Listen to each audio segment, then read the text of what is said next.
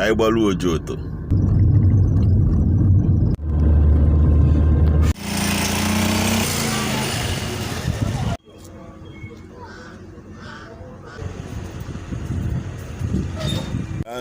This is the palace of Igwe Gerard Mbamalo, Eze Oranyero the first and Igwe Ojoto the third. Ojoto Kingdom, we are celebrating the New Yam Festival, Ufejioko Festival. And today is the final day of the 3 days festival of Ufejioko. Today we are expecting the masquerade, the cutting of the new yam and other things that make it an amazing Igbo culture.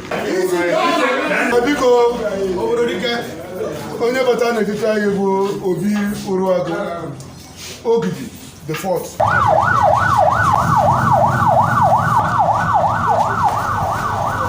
Igwe, welcome sir. Tata bụ mmechi Ufejioko bidoro nwanne nya wee mebe.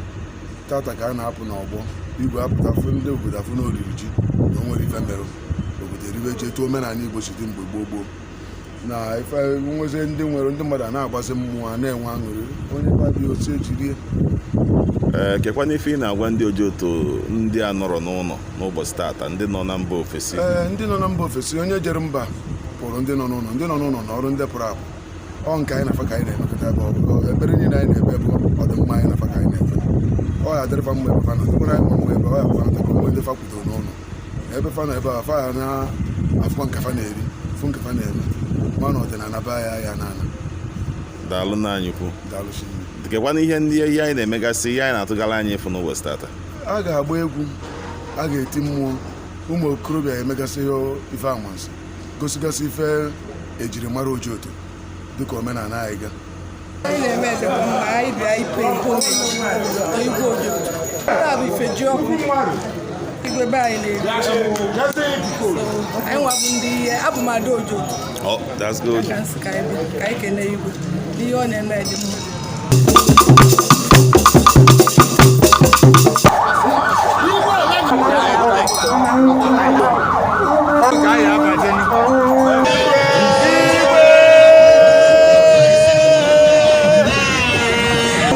We are now at Ojoto Boys for the final ceremony of the Ufejioko Festival of Ojoto. Ufejioko Festival is the New Yam Festival of Ojoto. And Ojoto is the Left Minister local government. Look at the show, look at the people coming.